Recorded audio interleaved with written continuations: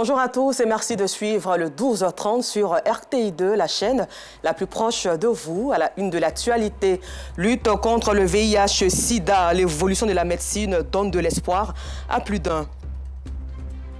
Et puis hors de chez nous en Afrique du Sud, il y a eu au moins 9 morts après une crue de la rivière de Djouské à Johannesburg. Encore merci à vous de votre fidélité à RTI2. Le VIH-Sida demeure une réalité en Côte d'Ivoire, mais peu sont ces malades qui meurent aujourd'hui de la maladie grâce à l'évolution de la médecine que nous découvrons à présent avec Georgette Ido Fofana. C'est pendant sa grossesse que cette dame que nous appellerons Clémentine a été dépistée séropositive, ce qu'elle a accepté difficilement. On m'a dit que j'avais ça, j'ai ça. J'ai pleuré. Je ne sais pas où il y a eu. Comme c'est Dieu qui fait tout. Il doit souvent dire. La sage-femme dit qu'il ne faut pas que j'ai pleuré. Que ça va aller. Que ça va, elle va me soutenir. Elle va me donner les médicaments. Je crois que j'ai accouché. Avec la prise en charge médicale à travers le traitement des ARV antirétroviraux, Clémentine a donné naissance à un enfant séronégatif qui est aujourd'hui âgé de 2 ans. Quand j'étais enceinte, là, je prenais mes médicaments tous les jours, matin et la nuit, tout ça. J'ai fait traitement, je crois qu'il a accouché. Quand il a accouché, ils ont fait traitement de l'enfant. On dit que l'enfant n'a pas. Et un enfant, elle est en bonne santé. J'étais très content ce jour-là. J'ai pris mes médicaments, je crois, aujourd'hui. Actuellement, ici, en bonne santé, qu'il n'y a pas dit à quelqu'un qu'il y a une maladie. Personne ne sait pas. Âgée de 38 ans, veuve et mère de 4 enfants, Clémentine encourage aujourd'hui ses sœurs à connaître leur statut sérologique. Je veux dire à tout le monde aujourd'hui que le VIH, là, ça ne tue pas. Il y a les autres maladies qui tuent vite par rapport au VIH. Si tu prends tes médicaments, tu enlèves. Que je devais mourir là depuis j'étais morte. Le sida, syndrome de l'immunodéficience acquise, reste encore une réalité en Côte d'Ivoire. À l'instar de Clémentine, Aïcha, elle vit avec le virus depuis plus de 15 ans. Par négligence, son fils a aussi été infecté. Grâce aux antirétroviraux, elle et son fils vivent aujourd'hui en bonne santé. La femme m'a dit que je n'ai pas pris ça au sérieux même. Donc, au temps de grossesse, même là, je partais au rendez-vous, mais quand elle me donnait les médicaments, je ne prenais pas. Jusqu'à ce qu'il accouche, tout ça, là, je ne suivais pas correctement même les conseils de là-bas. Et quand je suis venue faire pour l'enfant maintenant, elle m'a dit que l'enfant aussi a ça. Donc c'est là maintenant, j'ai commencé maintenant à suivre maintenant les traitements. Dans ces jours-là, en tout cas, Dieu merci, l'enfant ne tombe pas malade maintenant. Bon, moi-même, en tout cas, je suis correctement. Donc, ça fait que moi-même, là, je ne tombe pas malade. Aux côtés de ces personnes fragilisées par la maladie, l'ONG Némémon, voici ma main en langue hébraïe. Située dans la commune d'Atekoubé, l'ONG fait du suivi psychologique et social sa priorité. Au niveau de la communauté, nous procédons par des visites à domicile, les VAD, où nous allons au domicile de ces personnes-là pour faire le suivi, par exemple, de l'observance du traitement ARV, c'est-à-dire s'assurer de la prise correcte des médicaments par les patients, le respect des heures de prise et autres. Nous faisons également la remise d'ARV communautaire. Voilà, c'est-à-dire les centres de santé nous sollicitent parfois pour faire la remise dans la communauté des médicaments à des patients peut-être qui sont dans l'incapacité de se déplacer pour aller sur le site clinique pour renouveler l'ordonnance ARV. À ce jour, ce sont plus de 1000 personnes vivant avec le VIH-Sida qui bénéficient des actions sociales de l'organisation. Quand on arrive chez les bénéficiaires, voilà, nous, on rassure déjà le bénéficiaire du caractère confidentiel de l'entretien que nous allons avoir avec elle. Voilà, et puis, nous n'allons pas sur le terrain avec tout le matériel, c'est-à-dire les outils pour attirer l'attention. Nous allons en tant que simples visiteurs, comme des amis de la famille, et on échange avec les bénéficiaires sur le terrain. Autrefois, maladie sans traitement avec un fort taux de mortalité, aujourd'hui la médecine a fait beaucoup de progrès. Les personnes vivant avec le VIH-Sida vivent longtemps si elles prennent correctement leurs médicaments. Selon le premier responsable du PNLS, Programme national de lutte contre le sida, en 2010, le taux de prévalence du VIH-Sida était de 4,7% avec 30 000 personnes infectées, dont 24 000 décès. En 2021, le taux de prévalence a baissé à 1,94% avec 5 600 infectés, dont 880 décès. À l'époque, avoir le sida était égal à la mort. Maintenant, on peut avoir le VIH, être infecté par le VIH, même avoir le sida, c'est-à-dire que le stade terminal de la maladie, et ne pas mourir parce que nous avons des traitements. En Côte d'Ivoire, ici, nous avons des patients sous traitement depuis 1998. Et ces personnes-là sont encore là. Parce qu'elles prennent bien les traitements, elles respectent les protocoles, elles respectent les consignes, elles sont suivies régulièrement, donc elles sont encore en vie. Donc le sida n'est plus égal à la mort, le sida est égal à la vie, parce qu'on vit avec. C'est une maladie chronique comme toutes les maladies chroniques. Pour faciliter la prise en charge des personnes vivant avec le VIH, l'État de Côte d'Ivoire a mis à la disposition des malades des médicaments gratuits. Stockés à la nouvelle pharmacie de la santé publique, PSP, ces antirétroviraux sont distribués dans les établissements sanitaires publics et parapublics. C'est ce que nous explique le directeur coordonnateur du PNLS. La prise en charge de l'infection VIH en Côte d'Ivoire a connu une nette évolution. Ensuite, si le dépistage il est gratuit, l'examen de laboratoire qu'on va faire pour le traitement ou pour le suivi du traitement est gratuit. Nous avons adopté les protocoles qui sont recommandés par l'OMS, qui donnent des schémas thérapeutiques très efficaces, qui permettent, en bout de 6 mois à 1 an, de stabiliser le patient et de lui permettre de mener une vie agréable sans complications. En 1998, le pays enregistrait 7 centres de prise en charge des malades, dont 6 à Abidjan, dans le sud du pays, et 1 à Boaké, dans le centre du pays. À ce jour, ce sont plus de 3000 centres sur l'ensemble du territoire. Des centres fonctionnels et équipés, parmi lesquels le CEPREF, Centre de prise en charge de recherche et de formation sur le VIH-Sida, situé dans la commune de Yopougon. Il faut qu'on dépiste 95% de la cible.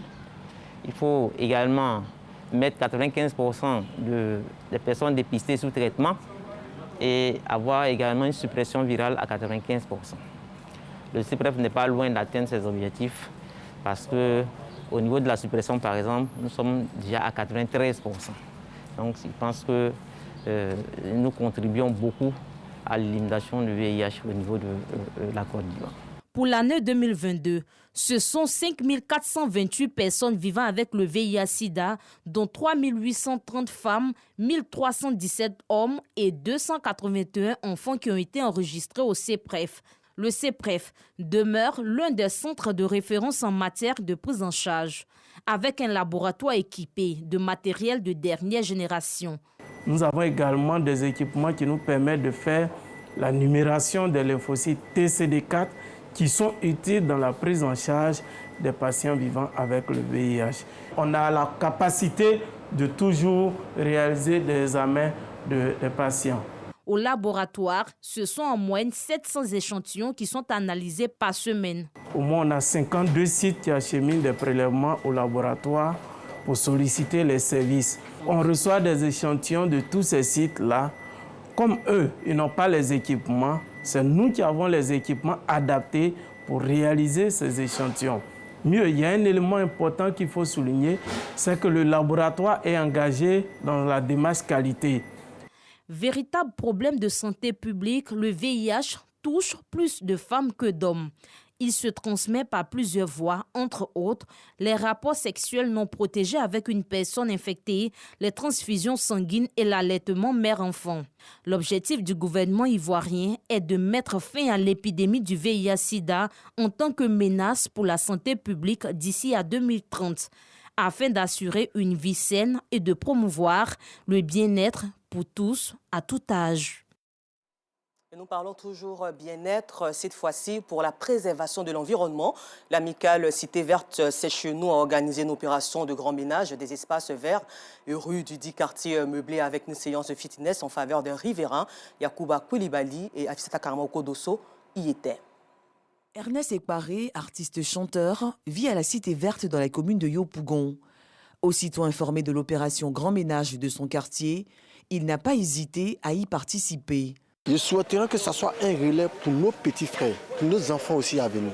Voilà, donc ce message, il faut rendre encore, embellir encore la cité. Pourquoi ne pas encore la rendre encore plus verte que jamais? Ange Bébel, à Sémou, président de l'amicale Cité Verte C'est Chez Nous et ses collaborateurs, accordent une importance capitale à la préservation de l'environnement à travers la sensibilisation aux gestes écologiques, l'assainissement du cadre de vie des populations, mais aussi au maintien d'une bonne santé via le fitness. Nous jeunes, on a décidé, on est venu trouver la cité, elle a perdu sa valeur parce qu'on s'est dit que les parents n'ont plus la force de pouvoir l'entretenir. À redoubler le blason de cette cité, il faut qu'elle vraiment s'appelle Cité Verte. Il faut qu'elle donne sens à son nom. C'est de développer une conscience citoyenne, écologique, de sensibiliser les riverains. Une initiative encouragée et saluée par les riverains, principaux bénéficiaires. Je suis très heureuse parce que ce n'est pas donné à tous les jeunes de prendre l'initiative de vraiment veiller sur leur cité. Et l'environnement a besoin de la propriété. Donc, je les encourage. Je dis merci aux organisateurs. Franchement, je ne savais pas que c'était intéressant. La première fois que je sortais, j'ai regardé ça comme ça en passant. Mais depuis, mon petit frère m'a informé, la maman m'a écrit, il lui a dit, vous dévancez maintenant. À 5 heures, elle a commencé à courir. Mais vraiment, ce que j'ai vu aujourd'hui, c'est propre. Et puis, elle a spécifié les choses. Il faut faire les choses selon l'âge.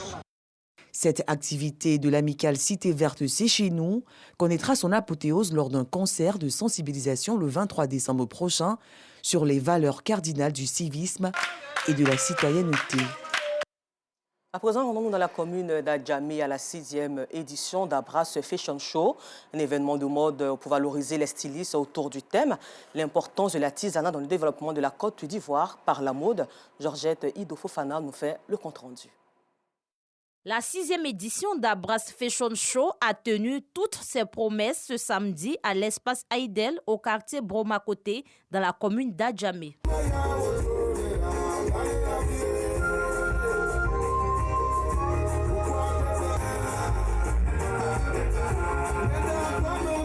Un défilé pour promouvoir le savoir-faire des jeunes stylistes de la commune et d'ailleurs. Généralement, dans la commune d'Adjamé, il y a des talents cachés. Nous organisons cet événement pour valoriser les couturiers de notre commune. Cette cérémonie était meublée par des distinctions de plusieurs stylistes avec pour thème l'importance de l'artisanat dans le développement de la Côte d'Ivoire par la mode. Ce rendez-vous était doté du trophée Farikou Soumaoro. Je suis très heureux. La couture, ce n'est pas un truc qui est facile. Donc ensuite, tu as reçu un prix, ça veut dire que tu travailles très bien. Souvent, on travaille, les gens ne reconnaissent pas ce qu'on fait.